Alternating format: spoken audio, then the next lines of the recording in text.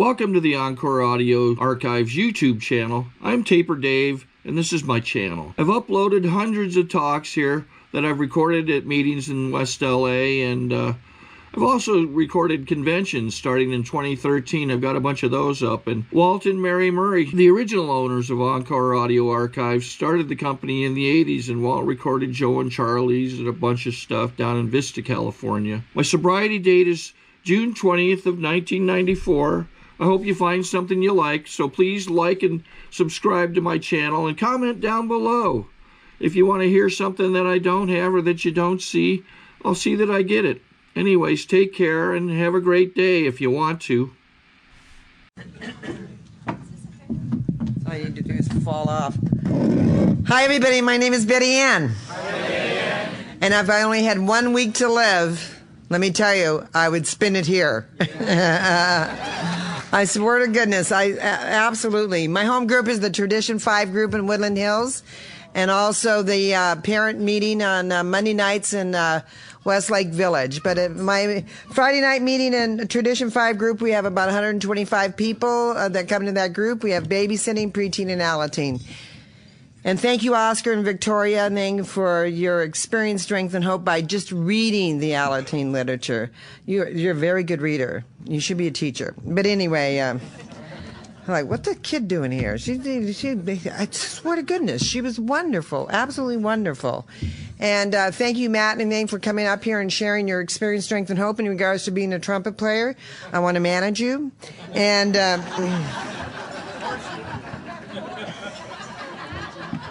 I don't know what the heck meant. Well, I can't swear here. It's in the morning. Okay. I'll be good. Let me tell you. First of all, Bob and I really appreciate the fact is that the committee asked us to come share. But what I really appreciate is Gene Kissel. I really, absolutely, Gene, thank you so much. Thank you. Thank you for rolling the dice and recommending us to share here this weekend, because we never have. And no resentment. But anyway, I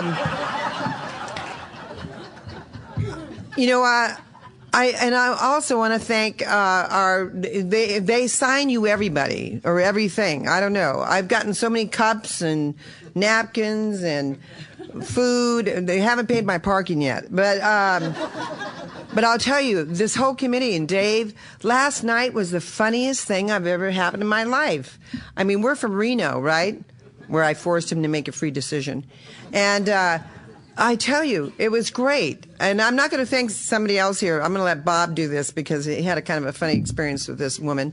And but we had so much fun last night. I won money. I thought I was winning money, but I won tickets and I put them all into that bike. And I don't know who in the heck wrote that bike, but I want that bike.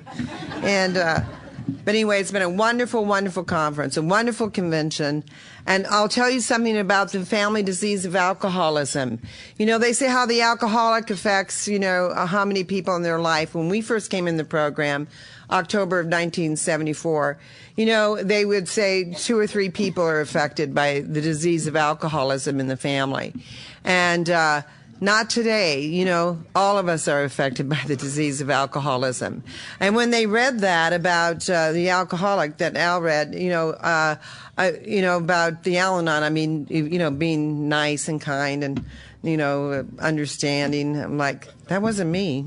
And, because I was really, I forced him to really make that free decision. But one of the things that happened to me this weekend is that, and I'm sure that all of you that have a commitment here, I've never seen a conference or convention, and I've spoken all through the world in the United States, but we've never been to any place, even our local convention, where I've seen so many people on the committee, and they're all like having so much fun. They're just having a great time, and they just give you all, and the speakers were wonderful. I just, Paul's here. It was fantastic AA speakers. And I always encourage, our parents, and I always encourage, Al-Anons and things, go to an open AA speaker meeting, go to conference, go to convention, do those things. My Nick's here from my home group showed up this morning. I don't know why, but anyway, who we love very much and is a great member of our group and was an Alateen sponsor. Now he's the chairman next year for our Catalina conference. And everyone here and the people that I know, what's her name, my host and hostess, Carol and Jim, she gave me lipstick. Hope she doesn't have herpes or something. No, anyway, no. She's fine. She's fine, yeah. I tested her. And, but anyway, you know what? It's really, this is the only time I'm ever nervous is when I'm around my people because I can't lie. And, but I again, with Gene and growing up with them, when we came in the program, this is a family meeting. Dave, we really appreciate. I heard that the only reason he likes, certain speakers and thing is that he can get along with them all weekend. And I'm being very nice, Dave, but. I just, I know what it was like. I know what it was like not only growing up in alcoholism, I know what it was like when I came here to this, to Al-Anon, when I forced Bob to make a free decision. I'd gone through a marriage. I had, my husband, I thought, drank too much or whatever, and I took 3 little girls and a big career, up in Seattle, and I just left. I left town. I left town in my clown wagon and my cat. I have no idea why you take a cat. But anyway, I was single for a number of years, and I worked in bars. I worked, in cocktail lounges. I always had that, that thing about me and my ego, which I found out through the steps and through my sponsor, is what that ego was always trying to be something that I really wasn't, to look good.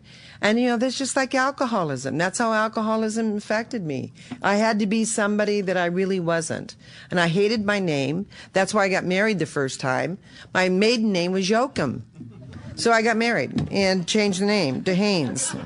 And now I'm on the last part, Zetz, But anyway, I went through all that, that period, and I don't have enough time to tell you the whole story, but I'll tell you, by the time that I got to Al-Anon, I was what we all talk about, physically, mentally, spiritually bankrupt in every area of my life.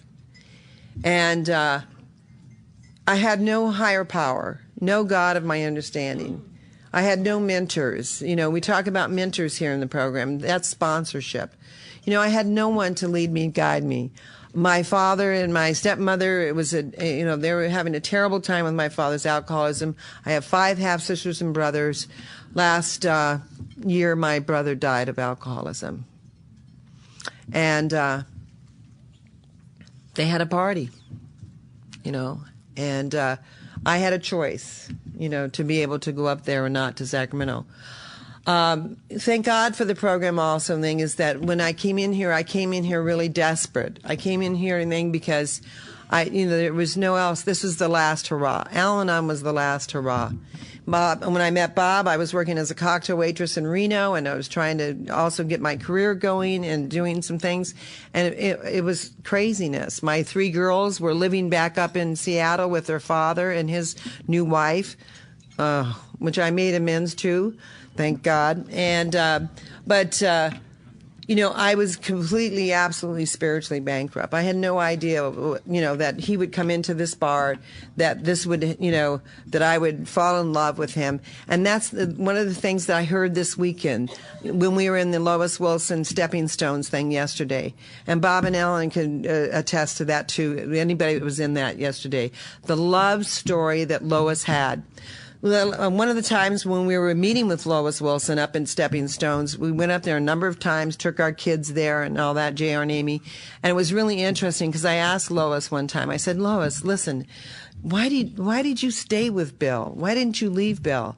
And she, she was so funny. She said, because he was going to die. And I said, oh, soon? And she said, yes, I loved him so much. I knew that he would not, live. And that's why I stayed. I loved him so much. And she did. It was a love affair. And I think that's what Al-Anons have. We have a love affair with our wives, our partners, our husbands. We have a love affair with them that is so destructive, that we never get to look at. And I got to look at myself when I fell into love and to lust with Bob. This is morning, right? It's spiritual. Okay. But and I met him in that bar, and I was at my last, it was at my last hurrah, and, hey, what else could I do? He came into the bar with a blonde with big boobs, and, again, as lower companions. I found out when I went to the AA meeting and heard that. Lower companions, that's what he was with, not me. I was his higher companion. I was his higher power. And, we started on that merry-go-round called denial. I love our literature. I love Al-Anon literature. You know why? Al-Anon literature and AA literature and Alateen literature and preteen it's all written by us. It's all our stories. It's all our history. It's all our oral history. So I could identify with the literature. I love the literature. I read literature every year. I read all the literature, But still, I love the literature, and I love the books. I love the one day at a time, Those are the things that, absolutely kept me in good stead. You guys started us to use prayer and meditation already by reading that book every day. We never realized that. I never realized that. That's how reading that one day at a time book, that's your prayer and meditation. And I kept waiting for some or something else happening, or my mind not going around like that slot machine or whatever, But, so, when I met Bob, Bob he'll tell you his story too, but, he came from an alcoholic family too, but what happened is that he had a lot of ex-wives that he marries twice. He'll tell you about that. So he had these ex-wives and ex-mother-in-laws and father-in-laws, well, not soon to be ex, I'm sorry. So we started out with having to, put them down on our list for amends and looking at the wreckage of our past. But what was really interesting about that is that I pursued this relationship with him, and I had that feeling there was something wrong with this picture with him. He wore a great Brooks Brothers suit, smoked a cigar, had a lot of money, owned a really nice 5-star restaurant, Of course, I went to work for him, and then it started, that merry-go-round called denial for 9 months. And I ended up, during that time of that 9 months of year, I ended up in absolutely doing things that I can't even talk about this morning here in this meeting. That would be the wreckage of my past. One thing I used to do, I was laughing this weekend over about, following them, and I heard in a meeting yesterday there was somebody following them or whatever. So I always caught them. And thank God we lived in Reno, didn't live down here. I never found him. And I can remember one night going out, and I had my high heels on and my, outfit on and all this kind of stuff, left the restaurant, left my mother-in-law, who I really loved in a very special way. And I can remember going down to Harrah's, where I used to work, and going down, because I knew he was at the Blackout Bar. And I can remember going down to the Blackout Bar, and I'm going through there and smelling the Old Spice and doing all this, and, looking for him. And I found him, and I'm dragging him out, and I have these really high heels on. I'm dragging him out, yelling and screaming at him, and it's not Bob.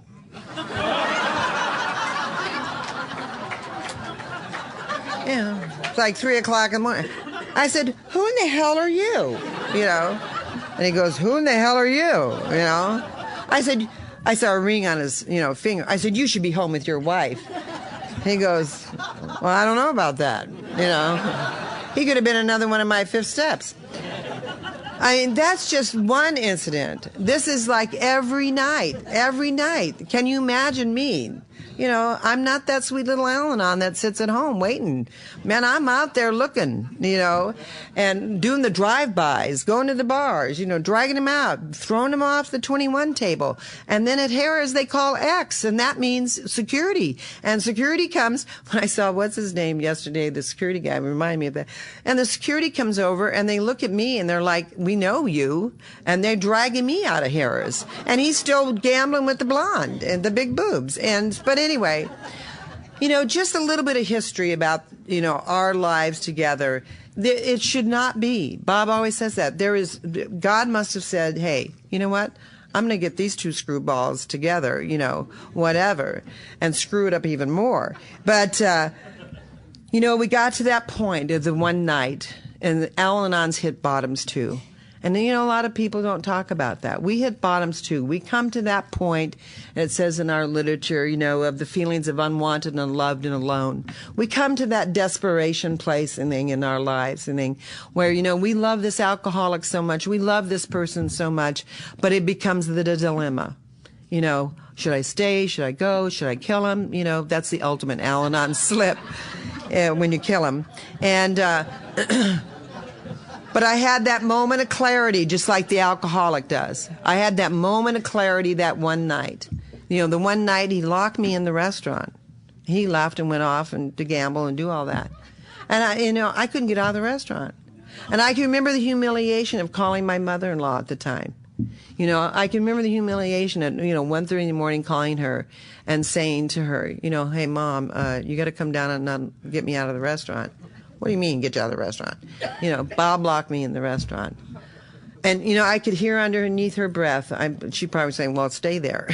And, but at the end of her life, because of Al-Anon, because of a sponsor, because of the steps, because of that, putting her on the list, because of her, putting, at Christmases, when we were so broke and I had to ask her to borrow the J.C. Penney credit card. The humiliation of that even after sobriety, and the wreckage that we talked about this week in the A's did, the wreckage of their past, the wreckage to the family. I can remember going to her and I begged Bob, please go to her, ask her if we could use the JCPenney card to buy Christmas presents. And Bob, no, I'm not going to do that, and all this. And so I finally did. And I can remember that humiliation, of saying to her, can we borrow the JCPenney credit card? And it took a lot of, guts for me to do that. And she said, yes, if you put our names on it, on the presents. And that humiliation put me back again, but not back again to that place where, I really hated her in a special way. But my sponsor shared with me, if we put ourselves in those kind of positions and things, that's what happens to us. That's what puts us in that, humiliation. Because I was humiliated when I came into Al-Anon. I was not humble. I was humiliated by my actions and the way that I acted and the way I ended up in jail. And that was my bottom. I ended up one night and then leaving the restaurant, being that arrogant, self-right, I'm leaving the restaurant, you figure it out. And, and I go home and I have to take the babysitter home. And I left my Ambi, who's my middle child, who's now just 41 years old, and I left her with the dogs. Now they would tell you it would be abuse, or they would throw me in jail for leaving her there. And I left her and I got stuck in, 3 o'clock in the morning.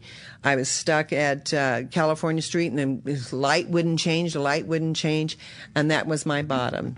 I went through the light. 3 o'clock in the morning. I live in Reno. Everybody knows our restaurant, what the hell. And I go through the light, and this kid's in the car with me, my babysitter. His brother works at my restaurant, and I go through, and this cop picks me up. And this is a new cop to Reno. And he picks me up, and he gives me the test, and he does all this. And I said one of those things in the 70s that you say. No wonder they call you, pigs. But anyway, I'm a big wheel. We own this restaurant. Again, that false bravo. How dare you? Plus, I got to get him out of that restaurant. And but anyway, the cop took me to jail. They handcuffed me. They took me to jail, and I went sober. It's not nice going sober to jail. And when I got there, they booked me, and they have one phone call. And this is the phone call that I made to Bob at the restaurant. My waiter answered the phone, and I said, you got to get Bob, you got to get Bob. I'm in jail. He laughed, and I could hear him all partying, and I knew I was in trouble. And by the time that Bob got to the phone, I said, and this is one of the things over all the years in Al-Anon, and this, and I never had this happen to me before. My family, nobody ever helped me. I was so independent that Al-Anon gave me interdependence on another higher power and you and a sponsor in my group.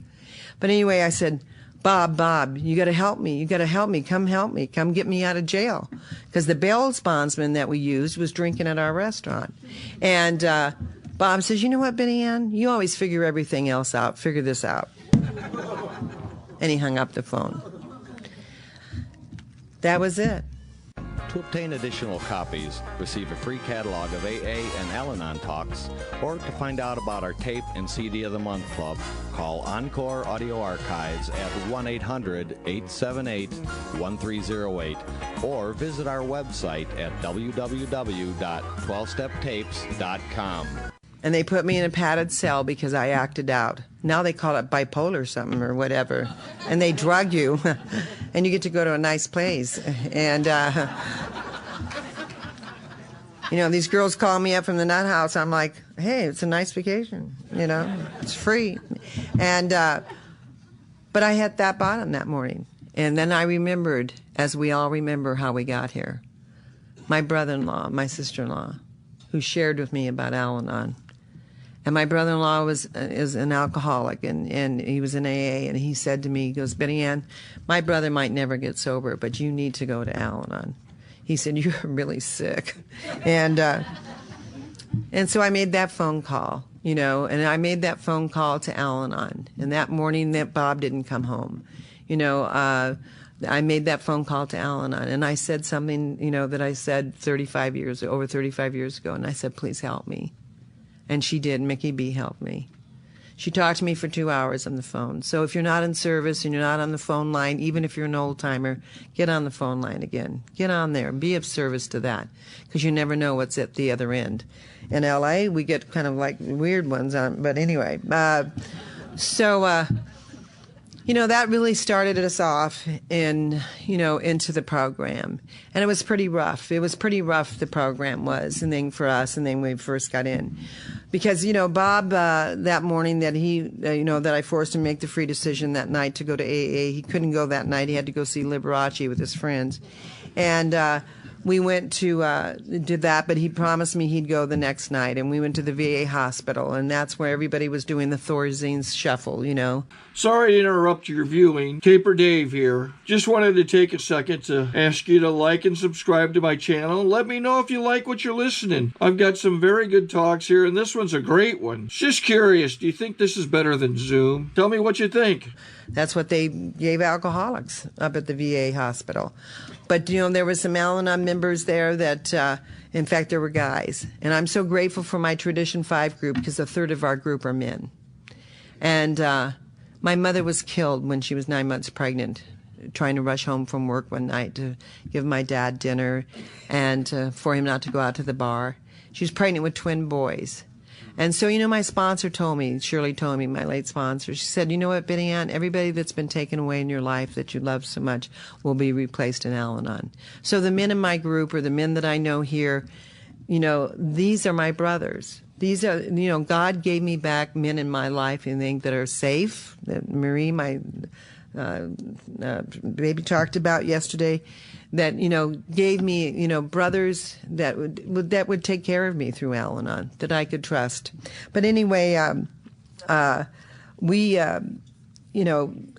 went to that meeting, and then they told me to go to the Monday night Al-Anon meeting. I went to the Monday night Al-Anon meeting, and the AA meeting was in the back room. Of course, I followed Bob into the back room. Now, they had a really nice room at the Alano Club, the Dryers Club there in Reno. It was a really nice room the AAs had. We sat out in the front porch, and it was cold. And it had the pool table with the boards on top and a light bulb hanging down and these couches, and everybody smoked then. Everybody smoked, and they were all laughing. There was 3 men in my group, too, and we had to sit out in the front porch. So this arrogant Al-Anon, I'm not even, my first meeting, I'm like, how come we don't have a nice room like they do, And they said, well, this room here is where they help drunks. They bring them in here all night long, and, that's why there's cigarette burns on there. And, I had kind of a spiritual experience with that. I realized that there was something that, that AA and Al-Anon had for me to feel worthy to be able to be sitting on a couch that had cigarette burns in it and holes in it. I don't know, nowadays everybody wants a nice room. So do I. But anyway, but what happened is that I had a spiritual experience that first meeting. That first meeting because I was worried about him staying in the meeting. And then it crossed my mind that Bob might have go out the back door and go back to the restaurant, because he was always, have to stay at the restaurant. Well, that's where he drank. But anyway, but then something happened during that meeting, and I asked all those questions at the end of the meeting. They said, well, newcomers, do you have any questions? And I went, yeah, can I still drink? I am a terrible drinker. You give me 2 drinks, I'm on the floor, or else I'm beating the crap out of him. And, I'm the Jekyll and Hyde personality. But, and this old Bill, and that's one of the reasons why I stayed in Al-Anon. He said, listen, Betty Ann, if you need to have a drink, you need to be in the back room. And I don't ever have to take a drink in Al-Anon, especially in front of Al-Anon. My house is a clean house. There is no booze in our house. Thank God for that. There's no, liquor in our house and anything to cook with. I don't cook, but anyway, no, I cook macaroni and cheese. But anyway, that started it. The first year in Al-Anon, was unbelievable. I got pregnant with my son, JR. A lot of you know my son, JR. And I have 3 daughters, by my previous marriage. They came back. And my oldest daughter, Kimberly's married to an alcoholic who's been sober 28 years. And she works up in Reno at the VA hospital. She's a pharmacist tech. She goes to Al-Anon. She's been in Alateen. She went through Alateen and then went to Al-Anon. She counts her years of that. And I had a very continuous relationship with her over the years in Al-Anon. But all things can be healed here because of the people in this room, the people that I know here in this room that have gone to Reno and have known my daughter, came to her wedding. And all these people in there are my advocates to my children. That's the way of the amends that you make to your kids is through you. That's what the fellowship is for. The miracle of the fellowship for us is for us to get better through the 12 steps and to work the 12 steps and give welcome and comfort to families of alcoholics. But you guys give welcome and comfort to all 5 of my children. You are my best advocates. My children know more about me. And I mean, the first years that I was in the program, my kids really disliked me. They hated me in a special way. But anyway, But through Al-Anon and Alcoholics Anonymous and sobriety, my children have seen the miracle. They've been in Alateen. They've been in preteen. They've been to open A meetings. They went to conferences and conventions with us, and they resented that in their young adult years, though. We spent too much time with AA and Al-Anon. They went through that period. But you know what? Our sponsors told us we don't change our program. We have to be that attraction. We have to be that miracle for somebody else and to be their advocates. That's why we have long-timers. That tea was loaded with long-timers. I mean, loaded with long-timers. I mean, I want to be at that table. No, I don't in 20 years. But anyway, so what was really for us when our son was born, everybody was there. I used to be at St. Mary's Guild. I was on the Guild. How could I tell somebody on the Guild, my husband's a drunk, don't come in our restaurant and buy him drinks or whatever. But you know what? I'll tell you, everybody was there. Sister Seraphine was there. Everybody was there when our son was born. My doctor said, oh my God, I can't believe all these people, And I said, I know. I said, they're all my relatives. And he goes, okay, fine. And, but the next, 2 weeks, he put literature out. I get to put literature out at my gynecologist office, and that, I said, can we put literature out? We were all enthusiastic about that. They put me in public information then. And, I wanted to do service. I wanted to be of service because I was so grateful for what they were giving me, I thought. And I found out later the only reason that they had me in public information is because I had a big mouth and I talked all the time. But they liked that. So I said, okay. But anyway, we had our son, JR. And then a year later, we lost that restaurant. And a year later, we had twin girls. And we had them 2 months early. And they talk about the family disease or the disease of alcoholism. What Alcoholics Anonymous did for Bob and for my family, I am so grateful for that because of the fact is that 3 months later I went in to pick up one of my twins and she was dead.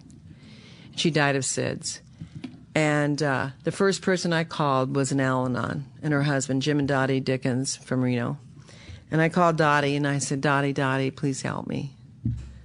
You know, I was in shock, and they came over immediately. They had everybody come over. My kids, my two older girls, Deanna and Kimberly, were in school, and Abby was in school, and they came over. And when they got off that bus, AAs and Al-Anons were there. And my daughter just spoke at my husband's 75th birthday party, Deanna did. And that Christmas, my husband bought her a motorcycle, a dirt bike. She loves, you know, she loved that. She said, here she is, 47 years old, and she spoke at his birthday and said, the best thing my stepdad gave me was this bike. Because she went and grabbed that bike, and she took off and went up in the hills in Reno with another Alateens. They went up there on that bike. And that's how she, you know, walked through that death of her twin sister. Yesterday, I had another calling, a text message. I don't get calls, but I get a text message from that other twin, Amy, who's been in and out of Alcoholics Anonymous and been in and out of jail and been in and out of, she went to prison. And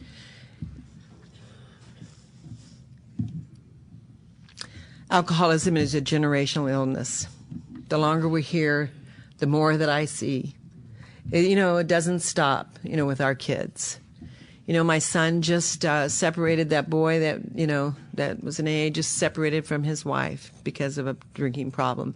My two little, you know, grandkids in Detroit. But my son had enough Alateen, and he had enough, you know, of us being an AA and Al-Anon, that he finally had enough. And he said, you know what, I have to separate because of my kids. I have to help my kids. And he moved 7 miles away. And he's got the program. He might not go to the program, but he's got the program because he has a God in his life. And he has parents and things that are still continuing, and siblings that love him. Amy went through all of her siblings.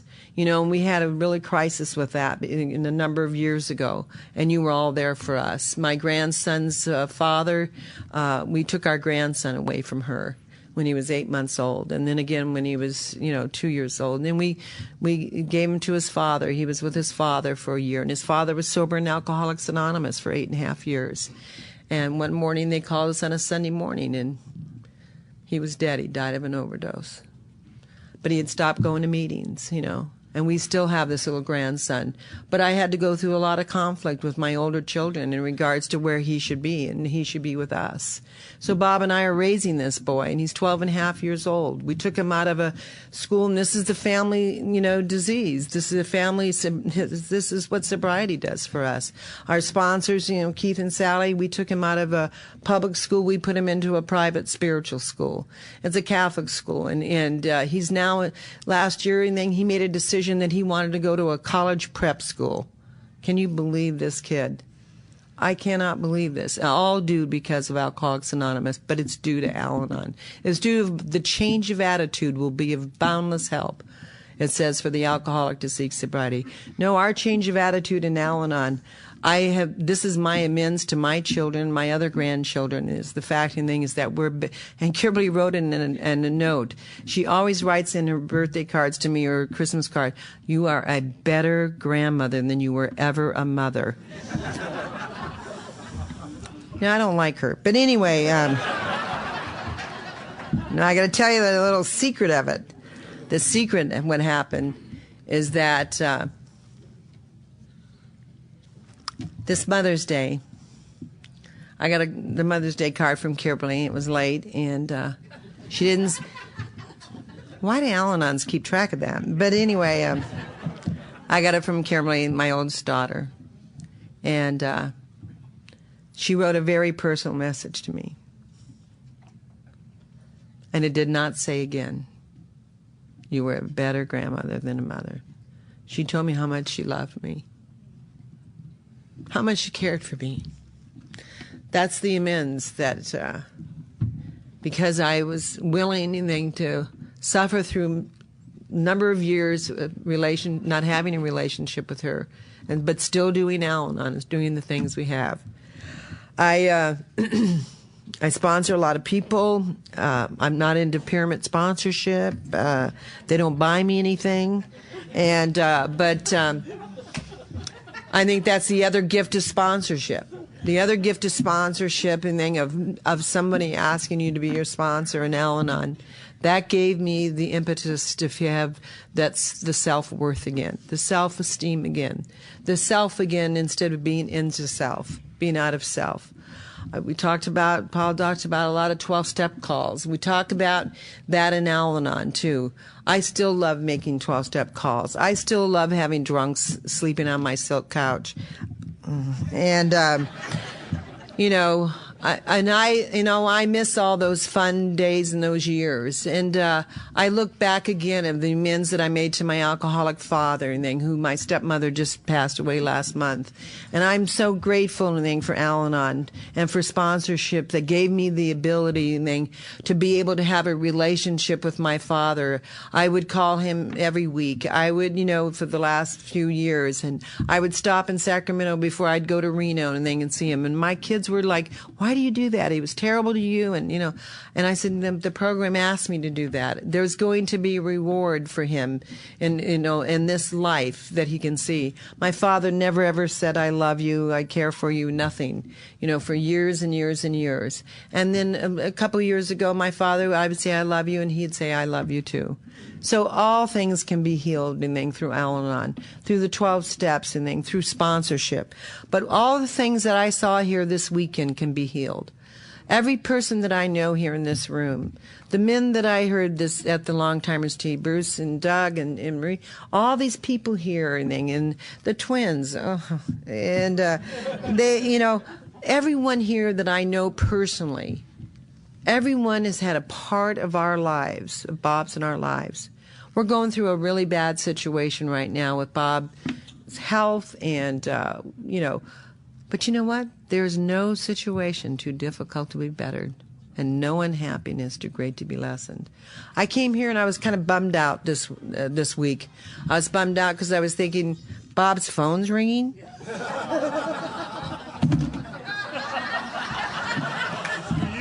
It's for me?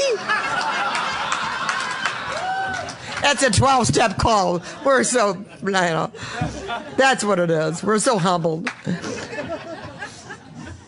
Anyway, I'm going to close with this because I want to give Bob some time. But I want to tell you that we are so grateful that you asked us as a family, as Bob and I, to come up here and share and to be with our people and to really be able to share the miracle. And you guys share the miracle with me. Because every time that you come up to me and every time that you touch my shoulder, every time I'm looking, I'm thinking, who the hell are these people? And where do I know you from? Every time that happens to me, again, like my little grandson says, another little angel is flirting with you, I want to tell you something about him, and I'm gonna quit. We were at a preteen meeting, and last year I took my grandson to preteen, and it was on a Friday night, and usually he has things to do. But anyway, at my Friday night meeting, and we're at the Alateen meeting, and he's kind of like, "Oh, Grandma, I don't want to go to the meeting, And I said, you know what? You got to go until you want to go. That's what Bob told the kids when they went to Alateen. And, okay, so he goes up to the meeting, and him and another friend, Maddie, and all of a sudden they come down after the meeting. He's dragging this kid with him.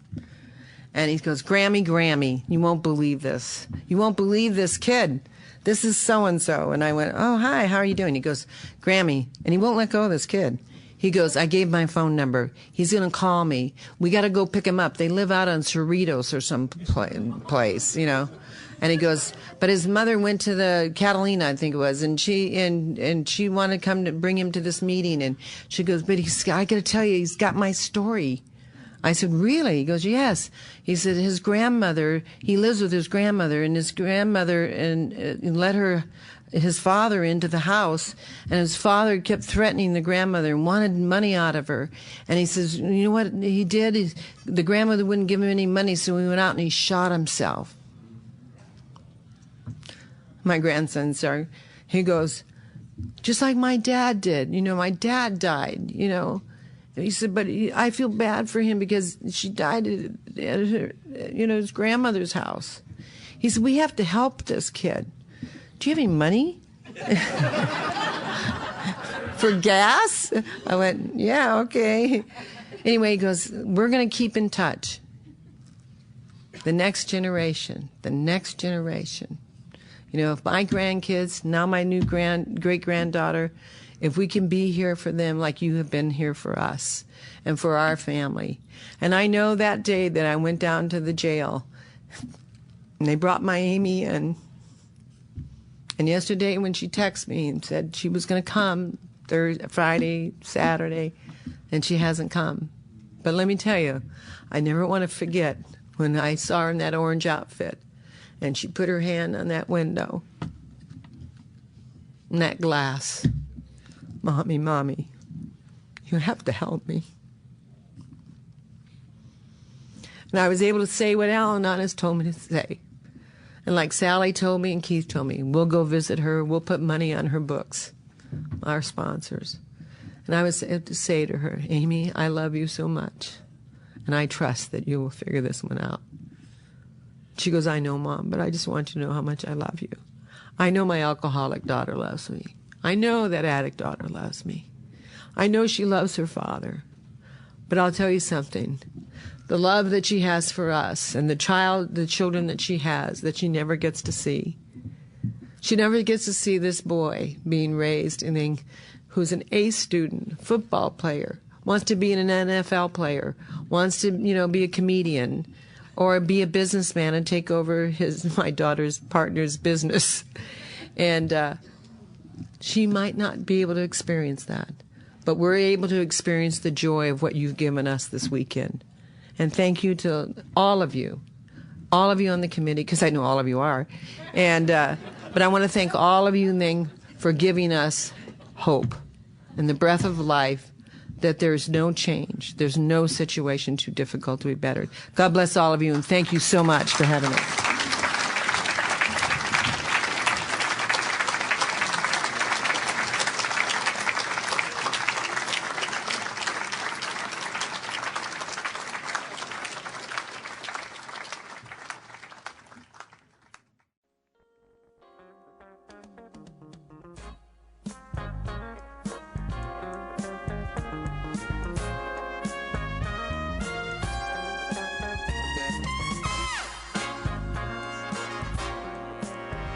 We hope you've enjoyed this recording.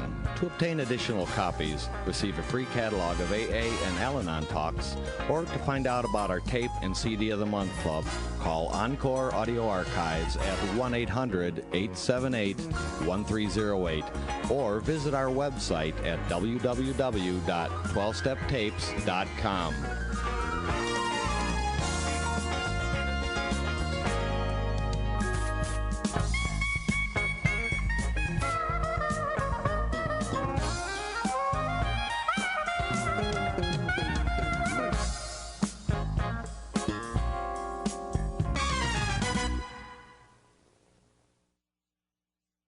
I think we got a great talk going on here. Thanks for watching the channel. Taper Dave here. Just curious, do you think this is better than Zoom? Okay, this is how I prepare my drone for launching.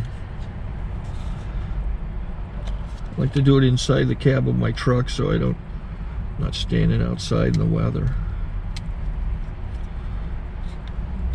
To install the joysticks for control, up and down, right and left, powered on. I have an Android phone that I use to connect it to the drone with, and it's actually controlled through the iPhone, through an app. Oops, wrong way.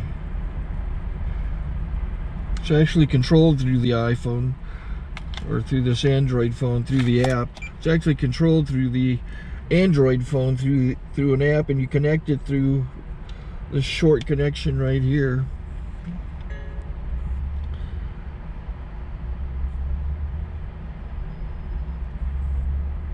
Remote control connected. Remote control's connected. So I pull out the drone. I have to extend the legs, long legs extended first, then the short legs. Remove the gimbal protector. Set that aside, then power it on one short burst and one long burst. I lay it down. So I have to go to calibrate. So the drone's not connected yet. It shows you here as this drone gets disconnected, even though the remote's powered on. So the drone has to establish it's connected. So I go into the app to calibration mode. First I'll calibrate the remote controller. Start calibration. Out, in, oop, out, in, up, down, and then this little wheel is to control the gimbal. So it's calibrated. Go to gimbal calibration, start calibration, and then it calibrates the gimbal. I don't know if that shows up. The gimbal's moving all over the place. Changes, you can see it on the video. And I'm calibrated to take off. It's acquired 7 satellites at the moment. There are 26 satellites up in the sky, which it has to acquire before you can take off. So it's connected. It's got enough satellites. This is white.